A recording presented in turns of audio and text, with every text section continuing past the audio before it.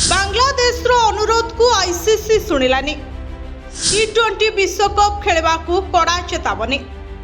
भारत में टी20 विश्वकप खेलबनी बांग्लादेश।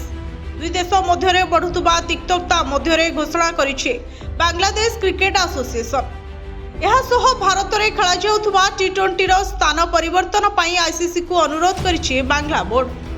सुरक्षा कारण दर्शाई भारत में खेलवा नाराज बीसीसी, किंतु बांग्लादेश अनुरोध को शुणिनी आईसीसी।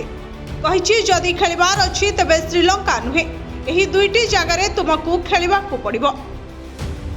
सेपटे किंतु बांग्लादेश अनुरोध आईसीसी उपरे सेते प्रभाव पकाइनी।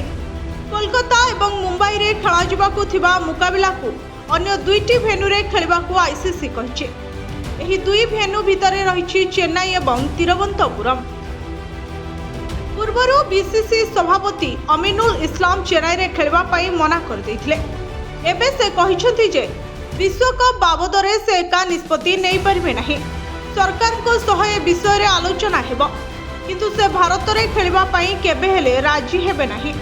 अन्य दिगरे बांग्लादेश सरकार भारत सह विश्वकप बाबदरे सीधा सड़क कथा हेबाकू चाहुछते। तेबे बांग्लादेश अंपायर सौरभ दला सोकत को भारत न्यूजीलैंड विपक्ष प्रथम मैच रे देखा मिलता।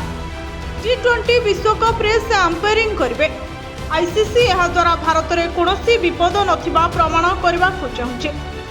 सूचना योग्य आउ मात्र 3 सप्ताह पर टी20 विश्वकप आरंभ हो। फेब्रुआरी प्रथम सप्ताह सुधा समस्त खेलाड़ी एवं टीम भारत में पहुंचे, किंतु यह पूर्व क्रिकेट को नहीं भारत और बांग्लार विवाद तुटाइबाकू आईसीसी अधिकारी लगी पड़ते।